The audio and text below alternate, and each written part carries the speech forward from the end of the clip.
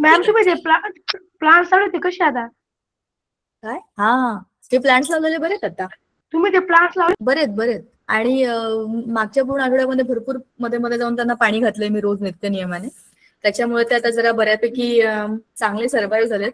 इकडे आमच्याकडे नुसतंच ढगाळ वातावरण आहे, पण पाऊस नाही. पाऊस असा चांगला पडला पाहिजे की नाही, त्याच्यामुळे जरा ती मुळं चांगली पक्की धरली जातात. तसं गुड तो इव्हनिंग मॅम. नुसतंच गुड इव्हनिंग. नुसतं असं पांढरं धुकं करून ठेवतो आणि पडतच नाही, म्हणजे ती माती सुद्धा ओली होत नाही. नुसतं जसं वातावरण आहे ढगाळ. ठिकाण लावा आपण. सो असं आहे, बघूया. Let's see. आपण आपलं पाणी घालत राहायचं पाईपाने, पण पाईपातनं पाणी घालण्याकरता पण वरून पाणी पडलं पाहिजे. जमीन तेच पाणी असतं ना शेवटी. सो ते कधी होईल मला माहिती नाही. I am waiting for good rains. चालेल. बाकी तुमच्या आयुष्यात काय नवीन चाललंय? काही नाही, हा दररोजचा अभ्यास. मॅम आमच्या रोजचा शाळेत अभ्यास. शालेय दररोज शाळेत वर्गमंत्री सुरू काही नाही मॅम, सर्व मस्त. आहे. मला शालेय काहीच ऐकू निवड नाही. हा. मॅम आमच्या शाळेत शालेय वर्गमंत्री मंडळ निवडण्यात आलं. हो, झालं का तुमचं ते शालेय मंत्रिमंडळ बनलं का? प्रधानमंत्री, मुख्यमंत्री काय काय असतं ते हो मॅम. झालं का ते? Yes ma'am. वर्गमंत्री पण झाले आणि शालेय मंत्रिमंडळ पण झाले. व्हेरी गुड, चांगलं. आमच्या मग आज स्कूलमध्ये तर आपण काय सगळे करूया? आजारीच मागच्या पडताय वेळेला टीचर. हो, क्लायमेट असं घाणेरडं असल्यामुळे असेल ना. कसं क्लायमेट आहे बघा. 2-3 दिवस झाले असं आम्हाला पण असं डोकं दुखल्यासारखं वाटतंय. खूप मुलांना इकडे पोट दुखल्यासारखं वाटतंय. ते स्वाभाविकच आहे. ओके नाही? बरं, चला. मागच्या वेळेला आपण नवीन पीपीटी सुरू केली होती आणि मेजरमेंट ऑफ मॅटर हा लेसन केला होता. पण त्याच्या आधी आपला वॉटर ऑफ क्रिस्टलायझेशन हा पार्ट राहिला होता मागच्या धड्याचा. वॉटर येस ऑफ मॅम, बाकी क्रिस्टलायझेशन. आहे.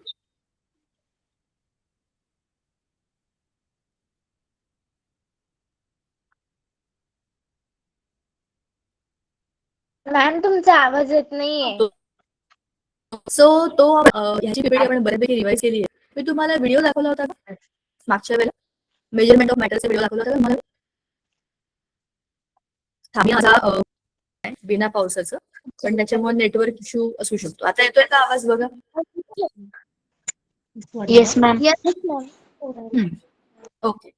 आता मी असं करते, मी टेक्स्टबुक ओपन करते, कारण मला वॉटर ऑफ क्रिस्टलायझेशन तुम्हाला जे सांगायचंय ते पुस्तकामध्ये डिटेलमध्ये दिलेलं आहे. तो एक लास्ट काय? बरं, तुम्ही तुमचे जरा माईक बंद करून बोला.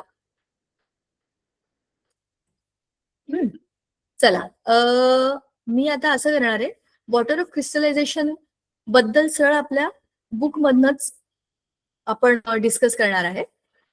तो पार्ट कशामध्ये होता? ऍसिड्स बेसिस सॉल्ट्स मध्ये होता ना? Yes ma'am. Yes ma'am.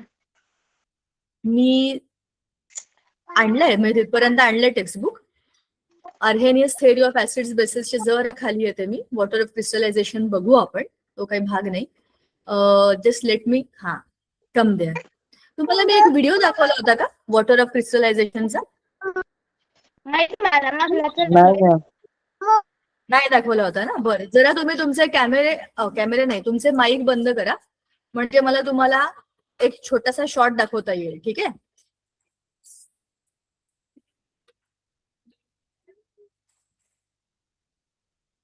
काहीतरी गणलंय बरं का आज, गडबडलंय याच. हे बघ, हे येतच नाही म्हणजे. मॅम तुम्ही स्क्रीन शेअर केली आहे.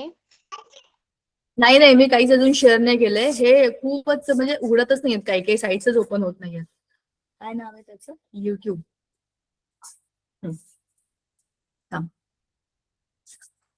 काय झालंय, माझ्या लॅपटॉपमध्ये अचानक खूप गोष्टी बदलतात. मला असं वाटतंय याचं जरा सिस्टीमचा काहीतरी प्रॉब्लेम झालेला आहे, त्याच्यामुळे it is taking time. Shorts, ठीक आहे, थांबा मी तुम्हाला आता दाखवते, मग आपण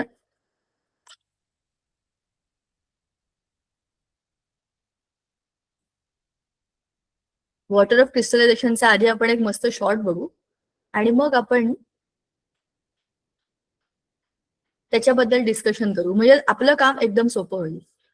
खूपच मस्त आहे तो, एकदम इझी आणि पटकन आपल्याला दिसणारा असा शॉर्ट आहे. मी 1 सेकंदात तो आला ना की मग तुम्हाला दाखवते. हा, 1च मिनिट.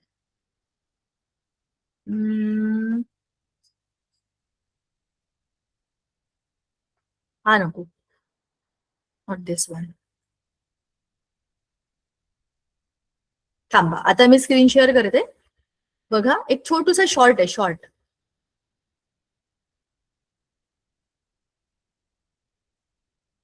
बघा, ये देख सकते हैं नीले रंग का, ये हाइड्रेटेड कॉपर सल्फेट है, यानी इसमें कॉपर सल्फेट के मॉलिक्यूल्स के साथ 5 मॉलिक्यूल वाटर के अटैच हैं, वो केमिकली बॉन्डेड नहीं है. इसी को कहते हैं हाइड्रेटेड कॉपर सल्फेट या वाटर ऑफ क्रिस्टलाइजेशन. अब हम इसे हीट करके देखते हैं क्या होता है. अब आप ध्यान से बच्चों देख सकते हैं, जैसे जैसे हम इसे हीट कर रहे हैं इसका कलर धीरे धीरे व्हाइट हो रहा है, क्योंकि इसमें से जो पानी के मॉलिक्यूल्स हैं वो इवेपोरेट हो रहे हैं, यानी बाष्पित हो रहे हैं. जैसा कि बच्चों आप देख सकते हैं, अब ये पूरी तरह से व्हाइट हो चुका है, मतलब इसमें से वाटर के मॉलिक्यूल्स इवेपोरेट हो चुके हैं. अब हम इस व्हाइट एनहाइड्रस कॉपर सल्फेट को वॉच ग्लास में डाल रहे हैं. देखिए ये व्हाइट कलर का है क्योंकि इसमें वाटर के मॉलिक्यूल्स नहीं है. बच्चों ये वाटर है. अब हम इसके अंदर वाटर डाल के देखते हैं क्या होता है. तो आप देख सकते हैं ये दोबारा से नीले रंग का हो गया, यानी कि इसमें वाटर के जो मॉलिक्यूल्स थे वो एब्जॉर्ब कर लिए और इसका कलर चेंज हो गया. ये आप स्क्रीन पे देख सकते हैं नीले रंग का. सोपा होता की नाही, दिसला की नाही? परत हो बघण्यासारखा मॅम. तुम्ही आरामात तुमच्या घरी पण म्हणजे युट्यूब वरती शोधून असे व्हिडिओ बघू शकता. कारण की वॉटर ऑफ क्रिस्टलायझेशनचा हा जो कॉपर सल्फेटचा एक्सपेरिमेंट आहे हा इझिली करता येऊ शकतो आणि आपण कोणीही करू शकतो. आपल्याकडे कॉपर सल्फेट असेल तर करून बघायला काहीही हरकत नाही. आता बघा, किंवा तुमच्या शाळेमध्ये पण हा तुम्हाला दाखवू शकतात. माझ्याकडे आहे कॉपर सल्फेट, मी त्याचा एक्सपेरिमेंट करेन, त्याचा व्हिडिओ काढेन आणि मग तुम्हाला दाखवेन. ठीक आहे, चला. वॉटर ऑफ क्रिस्टलायझेशन म्हणजे काय, आपण जे शॉर्ट मध्ये बघितलं तेच इथे होतं. हा शॉर्ट मला दाखवणं किती सोपं झालं ना माझ्यासाठी. म्हणजे हा युट्यूब वरती आहे, इझी आहे. आणि त्याच्यात काय केलंय हे बघा. कॉपर सल्फेट ऑलरेडी ह्याच्यामध्ये आपण घेतलं होतं. That is a green colour solid, crystalline structure असतं त्याचं. त्याला ब्ल्यू विट्रिऑल असं म्हणतात. ब्ल्यू विट्रिऑल. फेरस सल्फेटला म्हणतात ग्रीन विट्रिऑल. मॅम याचा पेज नंबर काय आहे? माहिती नाही रे मला. काय बरं आहे हा पेज नंबर? मॅम 89 आहे का? 69 आहे, 69. तर याच्यामध्ये हे जे कॉपर सल्फेटचे ग्रीन कलरचे क्रिस्टल्स होते ते आपण ह्या टेस्ट ट्यूब मध्ये घेतले, त्याला गरम केलं, फ्लेम वरती त्याला चांगलं गरम केलं आपण. गरम केल्यानंतर ह्याच्यामधलं जे काही ब्ल्यू कलर होता तो गायब झाला आणि व्हाईट कलरचा आपल्याला त्याचा पावडर किंवा त्याचे क्रिस्टल्स मिळाले. त्याचं काय झालं, जेव्हा याचं स्ट्रक्चर आपण बघतो तेव्हा we see the structure is CuSO4 5H2O. तर हे 5H2O जे आहेत ना, हे ह्या कलर देण्याच्या प्रक्रियेमधले प्लेयर आहेत. कॉपर सल्फेट इज CuSO4, याचा काही प्रश्न नाहीये. But when the copper sulphate attaches 5 molecules of water in that, त्याचं स्ट्रक्चर बनतं. म्हणजे बघा, मी तुम्हाला सांगते. समजा एक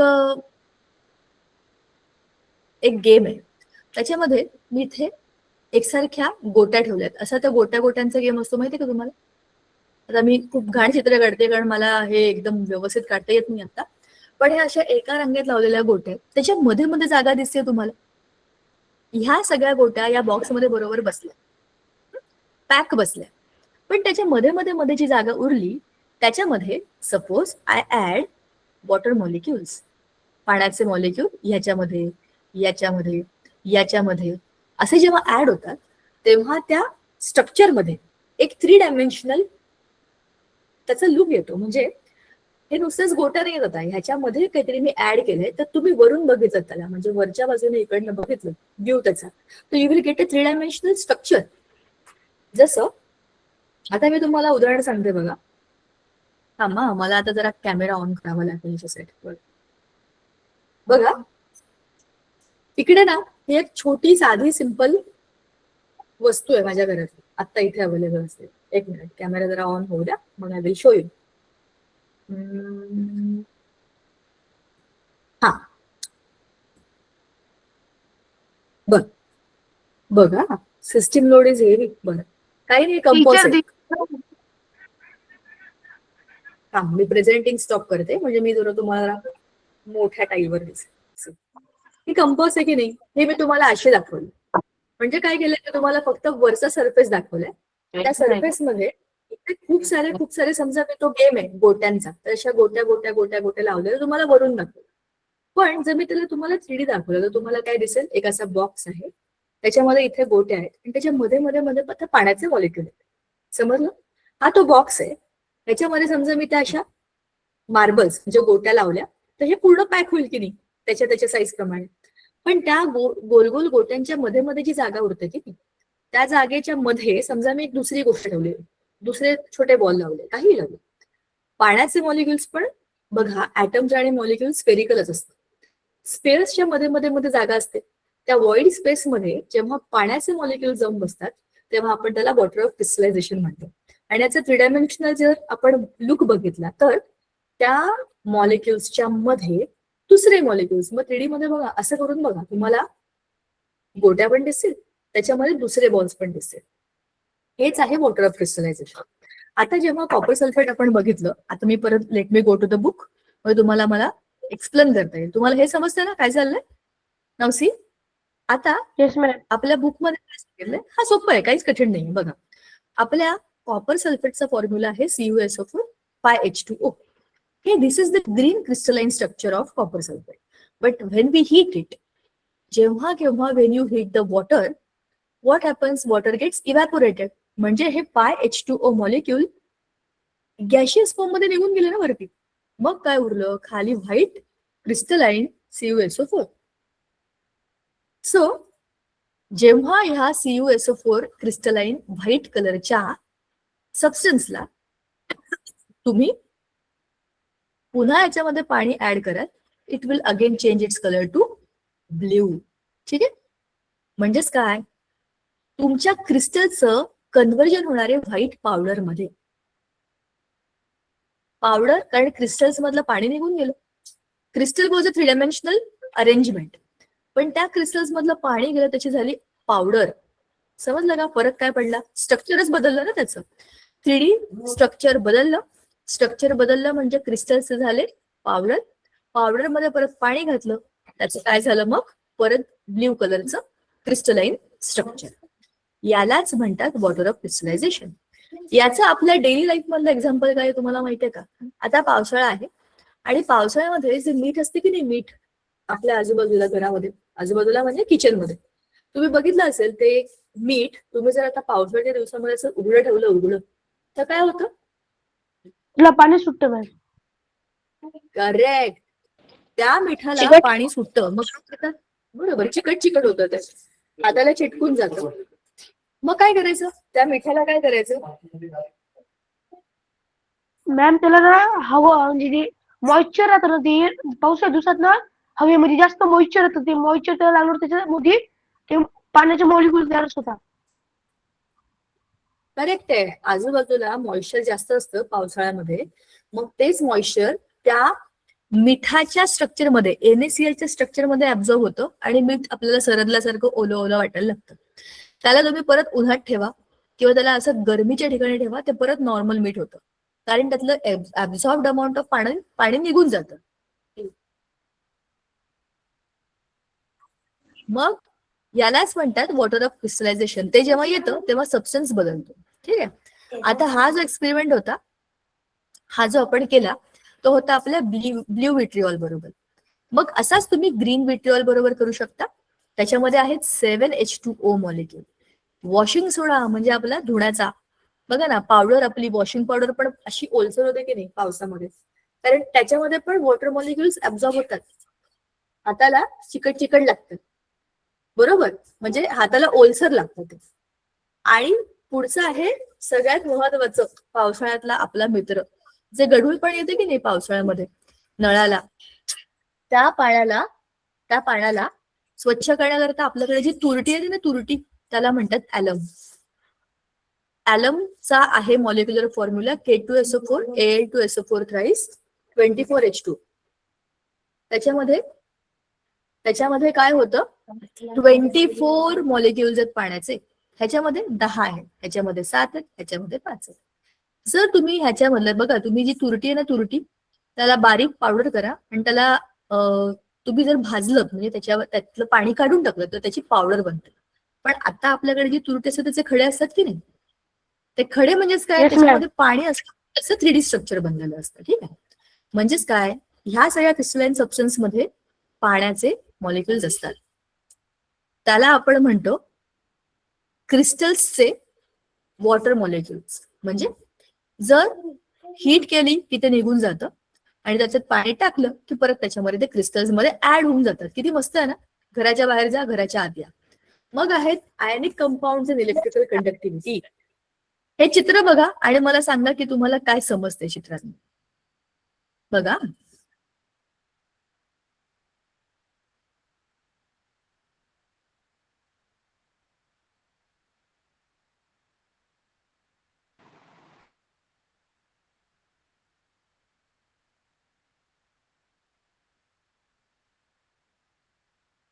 मॅम जे जे एक सोल्युशन आहे सोडियमचं, आणि बल्ब आणि बॅटरी पण आहे ma'am. Excuse me ma'am, ma'am 6 वोल्टची बॅटरी आहे ना, त्यामध्ये तिला बरोबर, मी ऐकते तुमची उत्तर. लिक्विडमध्ये टाकलेलं सोडियम. मॅम ते सोल्युशन आहे, सोल्युशन सोडियम सोल्युशन आहे आणि त्याच्यामध्ये ती बॅटरीची मायनस जो प्लस म्हणजे निगेटिव्ह पॉझिटिव्ह वायर जोडलेले आहे त्या सोल्युशन मध्ये. ते सोल्युशन मध्ये जोडलेले आहे ते वायर आणि त्याच्यावर दाखवलं का बल्ब ऑन होतोय का नाही. Okay okay okay okay okay. हा जो काही एक्सपेरिमेंट आहे हा आहे इलेक्ट्रिकल कंडक्टिव्हिटी आणि आयनिक कंपाऊंडचा. आयनिक कंपाऊंड, आता ह्याच्यामध्ये काय आहे, हे आहे पाणी. बघा, हे बीकर आहे, बीकर मध्ये पाणी आहे आणि या पाण्यामध्ये 2 रॉड टाकलेत. म्हणजे एक वायर, त्याची खाली ती कॉपर, दुसरी वायर त्याचं कॉपर, आणि ह्या दोघांना कनेक्ट केलेलं आहे बॅटरीच्या पॉझिटिव्ह निगेटिव्ह. त्याच्यामध्ये लावलंय एक स्विच म्हणजे बटन ऑन ऑफचं, आणि दुसरीकडे लावला आहे एक बल्ब. ठीक आहे, सुरुवातीला बोला, कोणीतरी हँड रेस केलाय, हँड रेस केलाय, बोला काय बोलायचंय, ते बोलायचंय का तुम्हाला? नाही का? मॅम, ठीक आहे, बोला. मॅम म्हटलं जे सोडियम क्लोराईडचं सोल्युशन आहे त्याच्यात इलेक्ट्रिसिटी पास होती का? हा, गुड क्वेश्चन. चला, मी तुम्हाला ह्याचा मी केलेला प्रयोग दाखवू का? Yes ma'am. I will show you what I have done in सुट्टी. सुट्टीमध्ये मी काय केलंय ते तुम्हाला दाखवते. हा, मग तुम्हाला या गोष्टीचा पूर्ण अंदाज. मॅम तुमचा आवाज ब्रेक होतोय. तुम्हाला स्क्रीनवरती मी काहीतरी शेअर करते, दिसतंय का? मग गेले. हा, दिसते. Yes ma'am. पिक्चर दिसत नाहीये. मग हळूहळू येईल बघा. आता हा, बघा काय होतंय. तोच सेटअप आहे. हा, पिक्चर दिसत नाहीये. दिसत नाहीये. आवाज क्लिअर नाही. दिसतंय मॅम, फक्त व्हॉइस नाही येते. आणि याला व्हॉइस नाहीच आहे, हा फक्त सेटअप आहे. सेटअप मध्ये काय काय एकदा जरा बघा. कुणाचं बघता? हा, दिसते टीचर. हळूहळू बघा. मॅम ते काय येस, आधी तुम्ही ऑब्झर्व करा आणि तुम्हाला काय दिसतंय, काय वाटतंय ते मला सांगा, मग आपण बोलूया. तिकडे बस.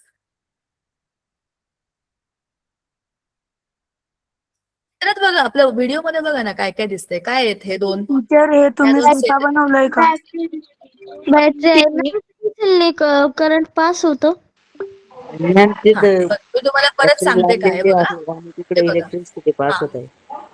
बरोबर, हे 2 सेल आहेत, हे पाणी आहे आणि त्याच्यामध्ये आपल्या पेन्सिली टाकल्यात, पेन्सिली साध्या.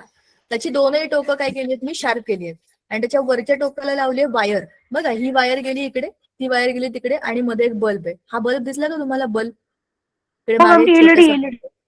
एलईडी. आणि ह्या पाण्यामध्ये सुरुवातीला मी काय केलं होतं, आता ह्याचा व्हिडिओ ना खूप मोठा आहे, तो आलाच नाही, म्हणजे फोन मधनं लॅपटॉप मध्ये आलाच नाही तो एवढा मोठा व्हिडिओ. पण ह्या प्रयोगात काय केलं होतं ते मी सांगते तुम्हाला. बघा याच्यामध्ये हे जे पाणी आहे ह्याच्यामध्ये नुसत्याच या 2 पेन्सिली लटकवून ठेवल्या आणि मी बघितलं की हा बल्ब पेटतोय का. हा बल्ब पेटला नाही, कारण साधं पाणी आहे, त्याच्यामध्ये काहीही टाकलेलं नाहीये, इलेक्ट्रोलाइट टाकलेलं नाहीये. मग याच्यामध्ये जसं तुम्हाला दिसतंय तसं त्याच्यामध्ये मी मीठ टाकलं. आपल्याला प्रयोगामध्ये तेच सांगितलंय बघा, पुस्तकात काय सांगितलंय, मीठ टाका. बरोबर, कुठे गेलं ते पुस्तक आपलं? हा, ह्याच्यामध्ये आपल्याला काय टाकलंय, सोल्युशन ऑफ सोडियम क्लोराईड, म्हणजे याच्यात मीठ टाकायचं. मग या व्हिडिओमध्ये तुम्हाला जो सेटअप दिसतोय ना, ह्याच्यामध्ये ह्या पाण्यामध्ये मी घातलं मीठ. मीठ घातल्यावर काय झालं, त्यातले Na+Cl- असे वेगवेगळे झाले. पाण्यामध्ये गेलं की मिठाचे डिसोसिएशन होतं आणि त्याचे रॅडिकल्स बनतात, म्हणजे ते इलेक्ट्रोलाइट आहे. म्हणजेच काय आहे ते, त्यातले पॉझिटिव्ह निगेटिव्ह आयन्स वेगवेगळे होतात.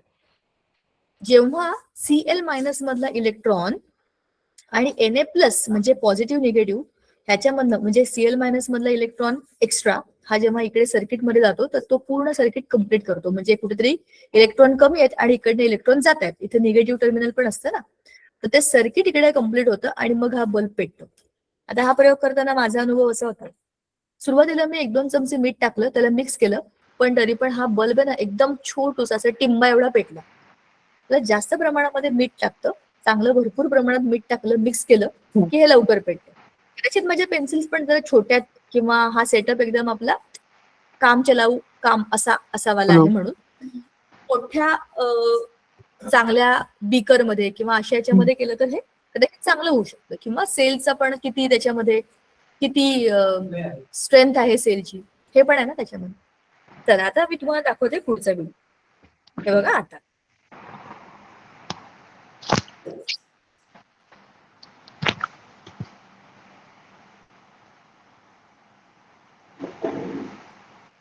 नमस्कार, मी दीपिका दीक्षित तांबेकर आज एक छोटासा नवा पण घरगुती प्रयोग करून बघणार. साहित्याकडे बघूया काय काय आहे.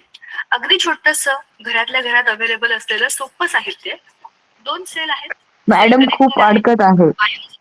आणि त्या वायर्सला मी एलईडी बल्ब लावला.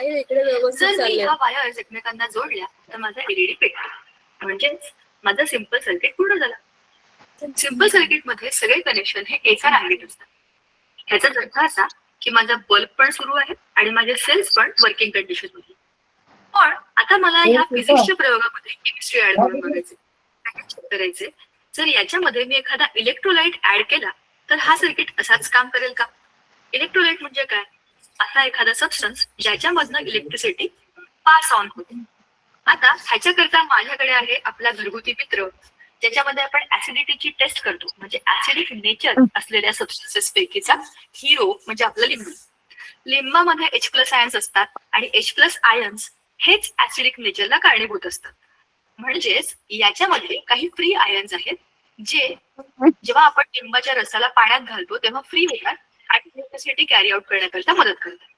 या लिंबाचा रस मी ह्या प्लेटवर काढला आणि ह्या रसामध्ये जर आता मी माझ्या वायर्सची 2ही टोकं लावली तर मला चेक करायचे की माझा बल्ब पेटतो का.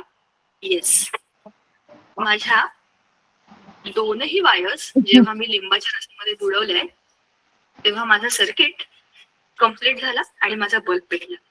म्हणजेच याच्यामधले जे H+ आयन्स होते त्यांनी मदत केली ह्या बल्बला पेटायला. पण ह्या लिंबाच्या रसामध्ये असा काय मॅजिकल फॅक्टर आहे? तर लिंबामध्ये सिट्रिक ऍसिड असतं आणि सिट्रिक ऍसिडचा फॉर्म्युला आहे C6H8O7. ह्याचं जर आपण स्ट्रक्चर काढून पाहिलं तर याच्यामध्ये 3 कार्बोक्सिलिक ऍसिडचे ग्रुप येतात आणि कार्बोक्सिलिक ऍसिड COOH अशा स्वरूपात आपण लिहितो. त्याच्यामधला H+ आयन बाहेर पडला की ते इलेक्ट्रिसिटी कॅरी आउट करायला मदत करतात. आता 3 COOH म्हणजे 3 कार्बोक्सिलिक ग्रुप म्हणजेच 3 H+ आयन देण्याची कॅपॅसिटी. म्हणजेच एका सिट्रिक ऍसिडच्या मॉलिक्युल मधनं 3 H+ आयन जातात आणि म्हणूनच लिंबू हा ऍसिडिक नेचरचा आहे हे पण सिद्ध होतं आणि तो इलेक्ट्रिसिटी कॅरी आउट करण्याकरता मदत करतो हे पण सिद्ध होतं. थोडक्यात लिंबू हा फक्त केमिस्ट्रीतला नाही, फिजिक्स मधला पण आपला बेस्ट फ्रेंड होऊ शकतो. धन्यवाद. कळलं? खूप छान व्हिडिओ होता. थँक्यू. पण तुम्हाला थँक्यू मॅम, तुम्ही आम्हाला काय- एवढी व्हिडिओ दाखवली. अरे ते मला दाखवायचं होते, उलट राहून गेले. मला तुम्हाला हे मागच्या वेळेलाच दाखवायचे होते. रादर मला असं वाटलं की मी दाखवलं तुम्हाला. पण ह्या प्रयोगांमध्ये हे जे मी केलं ते तुम्हाला दाखवण्यात तर मला जास्त मज्जा आली, कारण की हे आपल्या पुस्तकातच होतं. तुम्हाला जो सेटअप दिसतोय ना, मगाशी जो तुम्हाला हा. दिसला होता पेन्सिल, सेम सेटअप आहे. त्याच्यामध्ये मी फक्त पेन्सिल, आता आपल्याकडे कुठे येणार आहे हे वायरी बियरी इलेक्ट्रॉड, पेन्सिल आहेत ना हा. आपल्याकडे. पेन्सिल मस्तपैकी चांगला आहे, दोन्ही टोकांना शार्प करून, फक्त त्याच्यामध्ये काय वरच्या बाजूला वायर, त्या पेन्सिलच्या टोकाला पेन्सिलचा जो मधला लेड असतो की नाही, त्याच्यामध्ये ते बरोबर लागलं पाहिजे. तो ग्रॅफाईट असतो, म्हणजे कार्बनचा ॲलॉट. तर त्याच्यात बरोबर अडकलं की झालं आपलं काम, बरोबर ना. आणि बल्ब लावला की आपल्याला समजतं की इलेक्ट्रिसिटी कॅरी होते का नाही होते. तर जसं या पाण्यामध्ये जसं आपण NaCl घातलं, तसंच त्या पाण्यामध्ये तुम्ही जर लिंबाचा रस घातला, तर लिंबाच्या रसामध्ये काय आहे, ऍसिड आहे ना, ते सिट्रिक ऍसिड आहे. म्हणजे त्याच्यामधला परत H+ आयन वेगळा होतो. H+ वेगळा झाला म्हणजे मायनस चार्जचं पण काहीतरी येतं. तिकडे पॉझिटिव्ह निगेटिव्ह येतात की नाही, तो मायनस ग्रुप आहे, COO-. हा कार्बोक्सिलिक ऍसिडचा ग्रुप असतो. आता ते तुम्ही फक्त ऐकलं, तुम्हाला पुढच्या वर्षी येईल ते सगळं. हा मायनस आणि हा प्लस, ह्या दोन गोष्टी म्हणजे काय, पाण्यातल्या पाण्यामध्येच दोन ग्रुप झाले की नाही, पॉझिटिव्ह ग्रुप झाला, निगेटिव्ह ग्रुप झाला. ह्या दोघांमधनं जेव्हा इलेक्ट्रिसिटी फिरते फिरते फिरते तेव्हा काय होतं, बल्ब पेटतो. थोडक्यात काय व्हायला पाहिजे, सर्किट कम्प्लीट व्हायला पाहिजे. कसं होणार कम्प्लीट, इथून पॉझिटिव्ह कडून आपला गेलेला चार्ज इथे जाऊन इकडे, इकडे एक्स्ट्रा, इकडे, आणि मग बल्ब बरोबर पेटेल, कारण की हा इकडून परत इकडे येईल निगेटिव्ह मध्ये. थोडक्यामध्ये हा पूर्ण रस्ता त्याने जेव्हा कव्हर केला तेव्हाच आपला बल्ब पेटतो. पण जर हे इथपर्यंत गेलंच नाही, पाण्यातल्या पाण्यात संपून गेलं, जर समजा मी याच्यामध्ये असं काही टाकलं जे पाण्यामध्ये गेल्यावरती डिसोसिएट होत नाही, म्हणजे त्याचे आयन्स देत नाही, पॉझिटिव्ह निगेटिव्ह देत नाही, तेव्हा काय होईल, काहीच होणार नाही, आपला बल्ब पेटणार नाही. म्हणजेच काय, इलेक्ट्रिकल कंडक्टिव्हिटी आयनिक कंपाऊंड मध्ये इझिली मिळते आपल्याला. आता कलरिंग, आता जर तुम्ही सिट्रिक ऍसिड बघितलं तर ते ऍसिड हा काय आयनिक कंपाऊंड नाहीये. Citric acid is not an ionic compound, पण ते ऍसिड असल्यामुळे ते H+ आयन देतं, ठीक आहे ना, आणि बरोबर निगेटिव्ह आयन्स मिळते. त्याच्यामुळे आपल्याला त्याच्यामध्ये आयन्स मिळतात. जिकडे तुम्हाला आयन्स मिळतील, आयनिक म्हणजेच काय, जिकडे आयन्स मिळतात तिथे इलेक्ट्रिसिटी फिरते, म्हणजे इलेक्ट्रिसिटी सर्किट कम्प्लीट. मॅम बघा, बोला. मॅम, वॉटर मध्ये पण म्हणजे पाण्यामध्ये पण करंट सप्लाय होतो ना? नाही, साधं पाणी असेल नुसतंच प्युअर पाणी, त्या पाण्यामध्ये काहीच आयन्स नसतात, कारण H2O, HO आणि H असं त्याचे मॉलिक्युलचं स्ट्रक्चर आहे ना, त्याच्यामध्ये काही कारण पॉझिटिव्ह की निगेटिव्ह नाही. वर बसतो तो. बोल ना, प्रश्न काय विचार. मॅम, तर ते आपले साधं पाणी असतं, त्याच्यामध्ये जर का आपण हाय व्होल्टेजच्या वायर टाकल्या तर त्यांच्यावर करंट पास होतो मॅम. नाही, पण त्या पाण्यामध्ये, ते पाणी जर जमिनीवर असेल तर जमिनीमध्ये ऑलरेडी खूप सारे क्षार असतात ना. तुम्ही तो पिक्चर पाहिलाय का, अपरिचित बघितलाय का तुम्ही, त्याच्यामध्ये ते डबक्यातलं पाणी असतं बघा, घाणेरडं पावसाचं पाणी, तर त्या हा. पाण्यामध्ये जमिनीतले सगळे क्षार ऑब्व्हियसली डिझॉल्व्ह होणार आहेत, त्याच्यामध्ये आयन्स असणारच आहेत. आणि त्याच्यामध्ये तो लाईटाची वायर पडल्यावरती शॉक, त्या पाण्यामध्ये सगळा तो शॉक वाला शॉक सगळा लागतो. स्टीम तयार होतो आणि तो ऍक्सिडेंट होतो. म्हणजेच काय, सांगायचा मुद्दा असा की साधं पाणी, प्युअर पाणी, त्याच्यामध्ये तुम्ही काही टाकलं तर ते काय आहे, बॅड कंडक्टर ऑफ इलेक्ट्रिसिटी, कारण त्याच्यामध्ये आयन्सच नाहीये ना. जिकडे हा. पॉझिटिव्ह निगेटिव्ह आहे तिकडेच तुमचं सर्किट कम्प्लीट होईल. मग त्या पाण्यामध्ये तुम्हाला टाकावं लागेल काहीतरी. मग तुम्ही काय काय टाकू शकता, NaCl टाका, CuSO4 टाका, टाकायचं. H2SO4 ऍसिड आहे किंवा बेस आहे, हे असं काहीतरी तुम्ही टाका त्याच्यामध्ये. त्यातनं तुम्हाला काहीतरी फिरवायला, इकडे फिरवायला काहीतरी मिळेल ना. ते जेव्हा फिरेल तेव्हा तुमचं सर्किट कम्प्लीट होईल. बोला. हा. मॅम, तुम्ही जो सेकंड नंबरचा व्हिडिओ दाखवला होता ना, त्यामध्ये बॅटरीची आणि बल्बची वेगवेगळी वायर्स होती ना, तर तुम्ही जेव्हा हो. ते सायट्रिक ऍसिड मध्ये टाकलं तर हम्म. तुम्ही दोन्ही वायर जॉईन केल्या होता की नाही, का हा, फक्त गुड क्वेश्चन. ऍसिड मध्ये टाकला आता होता? मला काय करायचं होतं, त्याला पाण्यामध्ये म्हणजे लिंबाच्या रसामध्ये बुडवायचं होतं. पण जेव्हा मी हा प्रयोग केला ना, त्यावेळेला माझ्या घरामध्ये होते 2च लिंबू, त्यातला होता एक वाळलेला. ऍक्च्युली जर तुम्ही छोट्याशा अगदी औषधाच्या झाकणामध्ये जरी ते काढलेत ना, पूर्ण लिंबाचा ज्यूस पूर्ण, हा, आणि त्याच्या दोनही टोकाला म्हणजे एकमेकांना वायरींची टोकं जोडली नाही आणि त्याच्यात बुडवलं तरी पण बल्ब पेटतो, आणि हे मी करून पाहिलं, पण हे नंतर केलं. जेव्हा मी हे केलं त्यावेळेला त्याचा व्हिडिओ नाही काढला, कारण ते लिंबाचा जो काही ज्यूस होता भरपूर मोठा होता, म्हणजे बाटलीभर आम्ही काढून ठेवला होता प्रयोगासाठी. मग त्यातलं झाकणात काढणं खूप सोपं होतं. पण आता मी हा घरी जेव्हा प्रयोग केला तेव्हा माझ्याकडे जे सामान होतं ना तेच वापरलं. पण आता तू जे बघितलंस ते बरोबर आहे, त्यात त्या वायरी मी जॉईन केल्या होत्या. जरी वायर जॉईन केल्या नाही तरीही बल्ब पेटतो, आणि हे तुम्ही करून बघा आणि मला सांगा होतं काय. ठीक आहे. आता ओके मॅम. हा, काही आणखीन प्रश्न आहे? चांगला प्रश्न होता, बरोबर आहे. त्याच्यात ठेवून पण त्याचं सर्किट कम्प्लीट होणारच आहे. त्याच्यात हा. तुम्ही लिंबाचा ज्यूस घ्या, नाही तर नका घेऊन, नाही तर काही करा, ते एकमेकांना जोडलं की सर्किट कम्प्लीट होतो. पण तिथे सोल्युशनच तेवढंच होतं. रादर मी तेच एखाद्या वाटीत किंवा असं झाकणामध्ये काढलं असतं तर तेवढंच पसरलेलं न राहता घट्ट एका ठिकाणी असं उंची वाढलेलं राहिलं असतं, तर मला ते करणं सोपं गेलं असतं. पण ठीक आहे, त्या चुकांमधनं मला पुढच्या वेळेला कळलं की असं पसरलेल्या वाटीमध्ये नाही गेलं पाहिजे. म्हणून तुम्हाला मी हे सांगू शकते की असं एका छोट्या झाकणामध्ये घेऊन बघा, मग ते 2 टोकं आरामात 2 कोपऱ्याला लिहून बुडवता येतात. पण आता याच्यामध्ये जे काही झालं, ह्याच्यामध्ये 2 टर्मिनल्स बनले, कॅथोड आणि ॲनोड. कॅथोड आणि ॲनोड याचा अर्थ काय? मॅम, कॅटायन म्हणजे ज्यामध्ये पॉझिटिव्ह चार्ज असतो आणि ऍनायन म्हणजे ज्यामध्ये निगेटिव्ह चार्ज असतो. एकदम बरोबर. कॅटायन्स असतात पॉझिटिव्ह आणि ॲनायन्स असतात निगेटिव्ह.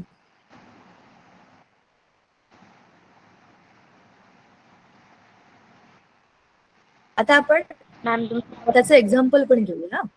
कॅटायनचं एक्झाम्पल Na+ आणि ह्याचं आहे Cl-, बरोबर. Na+, Cl- हे पाण्यामध्ये गेल्यावरती त्यांचे कॅटायन आणि ॲनायन बनले. आता एक कॉमन सेन्स बघा. एक सोपं साधं उदाहरण जसं आपल्या आयुष्यामध्ये होतं तसंच या आयन्सच्या आयुष्यामध्ये पण होतं. तुम्ही सगळे तुमचं जरा माईक बंद करा, मी पण माझे सगळे एक्स्ट्रा गोष्टी बंद करून टाकते. ओके. फ्लक्च्युएशन कमी होईल. बघा, मजा अशी आहे की आपण जेव्हा, मी हे पण बंद करेल, गरज पडली तर लावेन, म्हणजे माझं आवाज पण तुम्हाला नीट येईल. बरं, बघा आता कसं आहे, आपल्याला जेव्हा खूप वाईट वाटतं, रडू येत असतं, टेन्शन येतं, तेव्हा आपण अशा माणसाकडे जातो ज्याला टेन्शन नाहीये, ज्याला दुःख नाहीये, जो रडत नाहीये. आपण आपल्या अपोजिट माणसाकडे जातो तेव्हाही लक्षात घ्या, आपल्याला खूप खुशी झालीये, आनंद झालाय, शेअर करायला आपण कोणाकडे जातो? जो त्यावेळेला शांत बसलाय, तोच खूप खुश आहे आणि आपणही त्याच्याकडे गेलो. जनरली सहसा होत नाही कधीच. आपण कोणाला द्यायला जातो जो घ्यायला तयार, बरोबर की नाही? मग हे निगेटिव्ह कोणाकडे जातील? पॉझिटिव्ह इलेक्ट्रोडकडे जातील. आणि हे पॉझिटिव्ह इथे कोणाकडे जातील? हे एका निगेटिव्ह इलेक्ट्रोडकडे जातील. म्हणजे जे आपले 2 इलेक्ट्रोड होते की नाही वरती चित्रामध्ये, एक आहे पॉझिटिव्ह, हा आहे पॉझिटिव्ह, आणि हा आहे निगेटिव्ह. मग निगेटिव्ह कडे कोण जाईल? Na+ जाईल. का? ते प्लस आहे आणि हा मायनस आहे. हा कोण आहे? हा पॉझिटिव्ह. मग याच्याकडे कोण येतील? Cl- येतील. बॅटरीच्या आत येतील का? नाही. ह्या बॅटरीच्या ह्या पॉइंटला कनेक्टेड असलेल्या इलेक्ट्रोडकडे, म्हणजे हा आहे ह्याचा इलेक्ट्रोड जो पॉझिटिव्ह आहे, हा आहे इलेक्ट्रोड जो निगेटिव्ह आहे. मग मजा अशी आहे,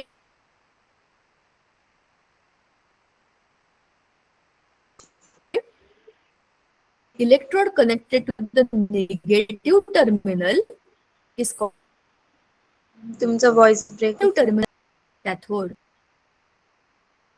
काय करू मी आता? मला I have no clue at all. काय एवढा ब्रेक होत असेल आज ते. पण ठीक आहे, आता काय बंद करू मी? हेही बंद केलं तर काय करू शकते? नाही मॅम आता थांब, येतोय ना? ठीक आहे ठीक आहे, थँक्यू. बघा, electrode connected to the negative terminal of the battery, त्याला आपण काय म्हणतो? कॅथोड. निगेटिव्ह टर्मिनलला काय म्हणायचं? कॅथोड. कारण काय, त्याच्याकडे कॅटायन्स जाणार आहेत म्हणून तो आहे कॅथोड. मग जो पॉझिटिव्ह टर्मिनल आहे त्याला आपण म्हणायचं ॲनोड. ॲनोड म्हणजे आने दे. कोण आने दे? निगेटिव्ह लोक. तो काय करतो? त्यांना पॉझिटिव्ह करून टाकतो. म्हणजेच काय होतं? ॲनोड काय करतो? ॲनायन्स घेतो. कॅथोड काय करतो? कॅटायन्स घेतो. कॅटायन्स घेतो म्हणजे तो कोण आहे स्वतः? निगेटिव्ह. हा कोण आहे स्वतः? पॉझिटिव्ह. जे पॉझिटिव्ह आहेत त्यांच्याचकडे निगेटिव्ह येणार की नाही बघा, आणि जे निगेटिव्ह आहेत त्यांच्याकडे पॉझिटिव्ह जाणार की नाही बघा. हे खूप कन्फ्युजिंग आहे आणि हे खूप उलट सुलट आहे. तुम्हाला समजलं का?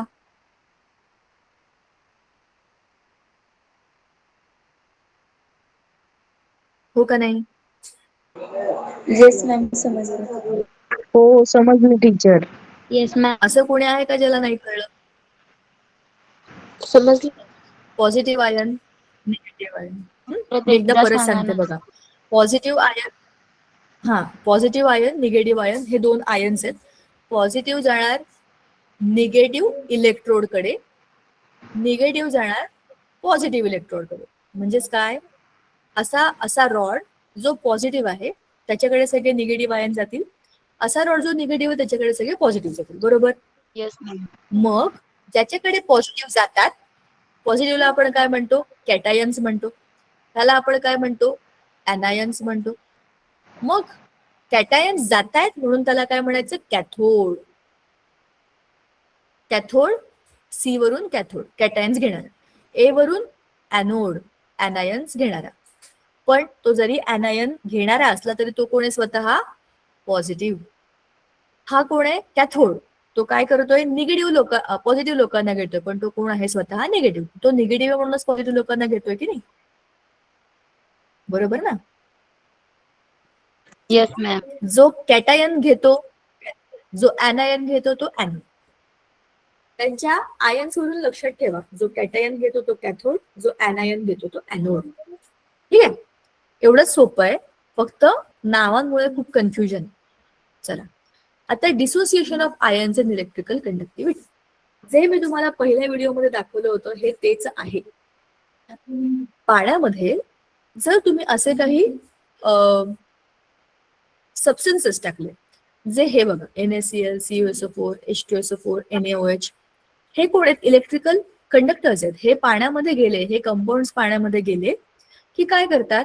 हे डिसोसिएट होतात आणि काय करतात? इलेक्ट्रिसिटी फिरवायला मदत करतात. पण असे काही सबस्टन्सेस, तुम्ही याच्यात तेल टाकलं, तेल पाण्यामध्ये तेल टाक, ते होणार आहे का? काही होणार नाही. तेल वरती एक लेअर बनवून ठेवेल, उलट त्यात काही आयन्स बेन्स बनणार नाही. सो याचा अर्थ असा आहे की जे पाण्यामध्ये जाऊन डिसोसिएट होतात, ते ऍसिड घ्या, बेसेस घ्या, सॉल्ट्स घ्या, तर ते काय करतील? इलेक्ट्रिसिटी कंडक्ट करतील. त्यांना आपण म्हणतो इलेक्ट्रोलाइट्स. मग इलेक्ट्रोलिसिस म्हणजे काय? इलेक्ट्रोलिसिस म्हणजे इलेक्ट्रिसिटी कंडक्ट करणं. कॉपर सल्फेटचं सोल्युशन बघा, जे ब्ल्यू ब्ल्यू कलरचं लिक्विड होतं की नाही, ते कॉपर सल्फेटचं सोल्युशन. त्याच्यामध्ये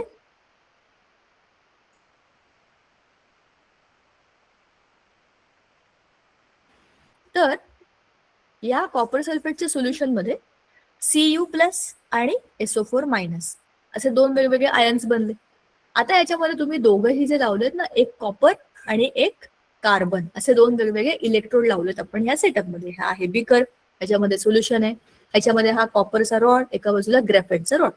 आणि काय केलं तुम्ही? याला मगासारखा सेटअप लावला. पॉझिटिव्ह निगेटिव्ह, ती बॅटरी होती ना, हे निगेटिव्ह टर्मिनल आहे आणि हे पॉझिटिव्ह टर्मिनल. ठीक आहे, झालं. जेव्हा तुम्ही ह्याच्यामध्ये म्हणजे CuSO4च्या सोल्युशन मध्ये जेव्हा तुम्ही हे स्विच ऑन कराल, म्हणजे काय कराल? इलेक्ट्रिसिटी कंडक्ट करण्याकरता त्याला रस्ता तयार करून द्या, तेव्हा काय होईल? हा बरोबर पाथ कम्प्लीट होईल. पाथ म्हणजे रस्ता, इलेक्ट्रॉन्सचा पाथ कम्प्लीट होईल. आणि काय होईल? हे तुमचं हे जे काही मीटर आहे ना, हे ॲममीटर असेल किंवा व्होल्ट मीटर हे बरोबर दाखवेल की हे इलेक्ट्रिसिटी सुरू झाली, म्हणजे हा ॲरो इकडे तिकडे इकडे तिकडे जातो.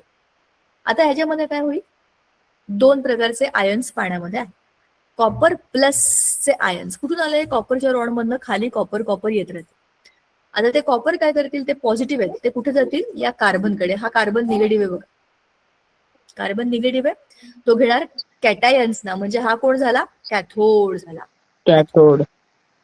आणि खाली पाण्यामध्ये SO4 मायनस पण आहेत. SO4 मायनस मायनस म्हणजे ते कोण आयन्स. आयन्स कुणाकडे जाणार, कॉपरकडे. मग तो कोण झाला, ॲनोड झाला. कळलं, ॲनोड कोण कॅथोड कोण. हा, म्हणजे हे यांच्यामध्ये फिरत राहतील इकडे तिकडे इकडे, आणि वरनं इलेक्ट्रॉन्स येतातच. इलेक्ट्रॉन येणार, इकडे जाणार, इलेक्ट्रॉन येणार जाणार, यांच्यामध्ये पण हे आयन्स फिरत राहणार. पॉझिटिव्ह निगेटिव्ह राहायचंय ना त्यांना. तर अशा पद्धतीने याला म्हणतात इलेक्ट्रोलिसिस, इलेक्ट्रिसिटी कंडक्ट करणं. लायसिस म्हणजे तोडणे, इलेक्ट्रोलिसिस म्हणजे इलेक्ट्रिसिटीमुळे तोडतोय आपण. कोणाला तोडतोय, मॉलिक्युल्स ना. असं तुम्ही हायड्रॉलिसिस या शब्दामध्ये जर बघितलं असेल, हा, हायड्रॉलिसिस मध्ये पाण्याच्या मॉलिक्युल्सना तोडणं हे आलंय.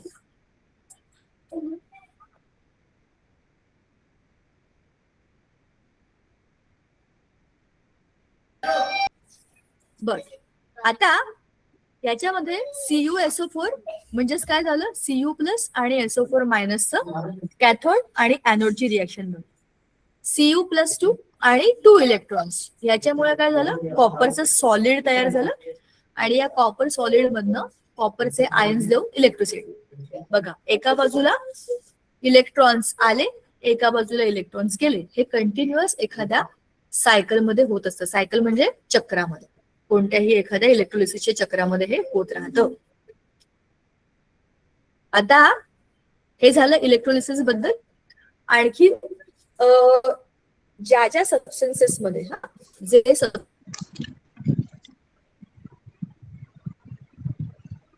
सबस्टन्सेस खूप स्ट्रॉंगली किंवा सोल्युशन, त्याला आपण काय म्हणतो, स्ट्रॉंग इलेक्ट्रोलाइट्स. त्याच्यामध्ये ऍसिड्स, बेसेस हे खूपच स्ट्रॉंगली पाण्यामध्ये डिझॉल्व्ह होतात, म्हणून ते काय असतात, स्ट्रॉंग इलेक्ट्रोलाइट असतात. त्यांची हाय इलेक्ट्रिकल कंडक्टिव्ह असते, कारण की ते लगेच पाण्यामध्ये गेल्या गेल्या वेगवेगळे होतात. म्हणजेच काय, ते आर गुड कंडक्टर्स, बरोबर ना. मग तुम्हाला तुमच्या त्या सोल्युशन मध्ये असं काहीतरी टाकावं लागेल जे इलेक्ट्रिकल कंडक्टिव्हिटी करण्याकरता मदत करेल. ठीक आहे. आता an assembly that consists of a container, electrolyte and electrodes dipped in it, ह्याला म्हणतात इलेक्ट्रोलिटिक सेल. हे इम्पॉर्टंट आहे, हे आपल्याला माहिती पाहिजे. आता इलेक्ट्रोलिसिस ऑफ वॉटर जे मी तुम्हाला दाखवलं तेच आहे, हा तोच सेटअप आहे. पण आता मजा काय माहितीये का, तुम्ही जो व्हिडिओ मगाशी बघितलात ना त्या पेन्सिलचा, त्या पेन्सिलच्या हा खाली बघा, तुम्हाला मी दाखवते, असं होतं ना, तो ग्लास होता, इकडे एक पुठ्ठा होता, त्या पुठ्ठ्याच्या आरपार इथून इथे खाली पेन्सिल, इकडून दुसरी पेन्सिल, आणि इथे त्याचं सोल्युशन होतं, म्हणजे पाणी होतं. पाण्यामध्ये बुडालेल्या पेन्सिलची टोकं 2. आता पाणी मी काढून टाकते, कारण तुम्हाला मला सांगायचं काहीतरी महत्वाचं वेगळं. ह्या रॉडच्या खाली इकडे आणि या रॉडच्या खाली इकडे हळूहळू बबल्स तयार होतात, आणि ते बबल्स वरती वरती जातात. ज्या वेळेला आपण हा सेटअप बघतो, पूर्ण त्याचा इलेक्ट्रोलिसिसचा एखादा कंटेंट आपल्या समोर येतो, त्याच्यामध्ये आपल्याला दिसतं की हे गॅसेस लिबरेट होत आहेत. पण कोणता गॅस कुठला आहे हे कसं कळेल आपल्याला, हा गॅस कलेक्ट करण्याकरता तुम्हाला बघा असं करावं लागेल. त्याच्यामध्ये टेस्ट ट्यूब लावून तो गॅस इकडे जो जमा झालाय तो, आणि याच्यातला गॅस जमा झालेला इकडे, ट्यूब लावून तुम्हाला तो बाहेर काढायचा. इकडे त्या पाण्यातल्या बीकर मधनं तुमचा तो गॅस बाहेर यायला पाहिजे. या गॅसच्या समोर तुम्ही इथे मेणबत्ती पेटवलेली ठेवली आणि तो स्वतः फटफट फटफट आवाज करत फुटला, तर काय होईल, तो आहे हायड्रोजन गॅस. दुसऱ्या इलेक्ट्रोडच्या इकडनं जेव्हा जो गॅस बाहेर आलाय तुम्ही त्याला कलेक्ट केलं आणि त्याच्यासमोर तीच जळती मेणबत्ती ठेवली आणि त्याची फ्लेम वाढली, म्हणजे आग मोठी झाली, फ्लेम वाढली, तर तो काय आहे, ऑक्सिजन गॅस. तर ह्या इलेक्ट्रोलिसिस मध्ये काय होतंय, हायड्रोजन आणि ऑक्सिजन हे वेगवेगळे होतात. ह्यालाच म्हणतात इलेक्ट्रोलिसिस ऑफ वॉटर. बघा, ही रिएक्शन आहे H2O, त्याचा म्हणतो H2 गॅस आणि OH मायनस. आणि ॲनोडला काय बनतं? H2O, O2 आणि H+. कळलं का? कॅथोडवर काय हा होणार आहे? कॅथोडवर डिसोसिएशन होणार पाण्याचं आणि H2 गॅस OH मायनस. ॲनोडला H2O डिसोसिएट होणार आणि त्यातनं ऑक्सिजन. बघा, ॲनोडला ऑक्सिजन देणार, कॅथोडला हायड्रोजन देणार. आणि मी तुम्हाला जे म्हणलं कोणता गॅस कुठे आलाय कसं कळणार तुम्हाला, त्याच्यासमोर तुम्हाला मेणबत्ती ठेवावी लागेल, म्हणजे फ्लेम ठेवावी हा लागेल. ती स्वतःच फटाक्यासारखी फुटेल, फट फट फट फट, तो हायड्रोजन. त्याच्यामध्ये फ्लेम वाढेल, तो ऑक्सिजन. हा झाला आपला धडा. हा ऍक्च्युली शेवटचा पार्ट उरला होता, काही खूप मोठा नव्हता पण इम्पॉर्टंट होता. आणि इलेक्ट्रोलिसिस ऑफ वॉटरचा एखादा शॉर्ट पण असेल आपल्याकडे, बघू का पटकन? चेक करते. मिळाला आता तो बघूया. इंटरेस्टिंग असतात ना शॉर्ट्स, पटकन कळतं आपल्याला. Electrolysis of water.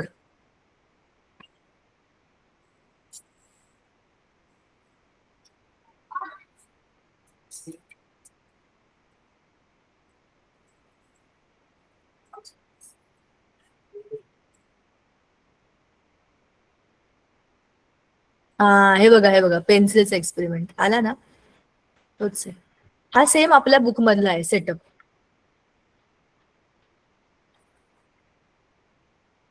हा ऑक्सिजन होता बघा.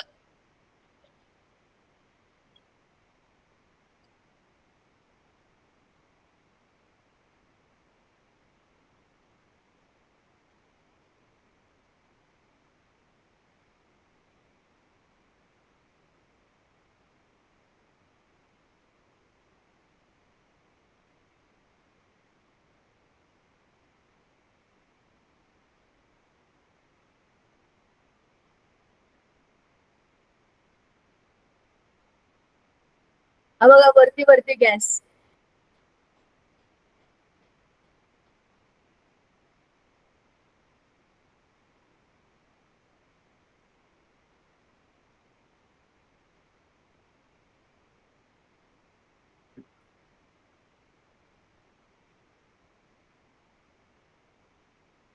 पाहिलं? मस्त होतं ना. येस आपल्याला मॅम, जो खूपच छान होतं. वाटत होत की बुक मध्ये दाखवलेला कसा असतो असाच असतो. वाटतो तेवढा सोपा सरळ नाही येतो. त्याच्याकरता बरंच त्या माणसाला जुगाड करावे लागले. म्हणजे तुम्ही बघितलं असेल तर त्याला ते बंद करावं लागलं, लीक प्रूफ करावं लागलं, तरच ते होऊ शकतं, अदरवाईज कठीणच येतं. तो सेटअप करण्यासाठी आपल्याला 4-5 एक्स्ट्रा इन्स्ट्रुमेंट लागतात. मी जे केलं ते तर घरातल्या घरातलं होतं, त्याच्यामध्ये काही टेन्शन नाहीये, ते तुम्ही पण करून बघू शकता. चला, पुढच्या वेळेला भेटू तेव्हा पहिल्या धड्याची आपण रिव्हिजन करू आणि मग त्याची एक्सरसाइज पण सॉल्व्ह करू. तोपर्यंत bye bye. Thank you. Thank you bye ma'am. Ma'am, bye. Thank you. Good bye night. Ma'am. Take care. Bye. Bye madam. Bye bye teacher. Take care.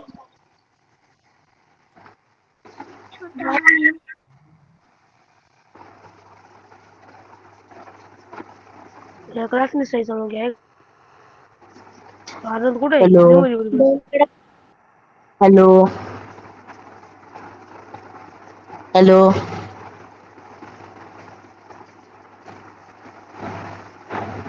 Hello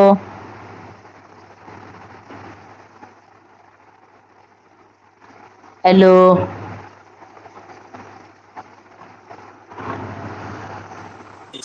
teacher. Good night.